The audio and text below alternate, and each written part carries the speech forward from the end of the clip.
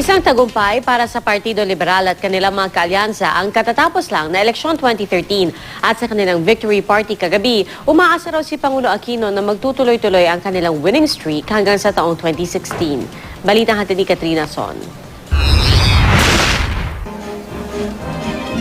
Si Pangulong Noynoy Aquino mismo ang nanguna sa Thanksgiving party ng Team Pinoy at Liberal Party sa San Juan.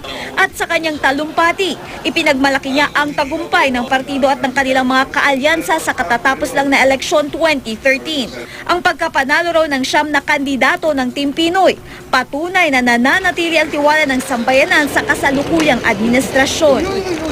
Naging mahirap at masalimot ang pangangampanya. Lagi tayong nabibigyan ng maraming dahilan para magpasalamat sa mga tao at sa mga kababayan natin nagsisilbing lakas at inspirasyon at nagpapagaan sa ating bawat hakbang. 4 sa 9 na kandidato ng Team Pinoy na nakapasok sa Magic 12 ang dumalo sa pagdiriwang. Sina re-elected Senator Coco Pimentel at Senators-elect Sonia Angara, Bam Aquino at Cynthia Villar. Naroon din ang mga nabigo nilang kandidato na sina dating Senador June Magsaysay at dating Akbayan Party List Representative Risa Ontiveros. Dinaluhan din ito ng mga iba pang pinuno ng Liberal Party tulad ni na DILG Secretary Mar Rojas, Budget Secretary Butch Abad, Speaker Sonny Belmonte, Congressman Erin Tanyada at Senador Franklin Drilon na napapabalitang posibleng sumunod na Senate President. Nagpasalamat si Drilon kay Senador Alan Peter Cayetano na napaulat na nagsabing siya ang personal choice na maging leader ng mataas na kapulungan. Wala pa raw malinaw na usapan sa ngayon sa issue ng Senate presidency. Hinihintay na raw muna niya ang pasya ng kanyang mga kasamahan. Well, I thank Alan if that is true.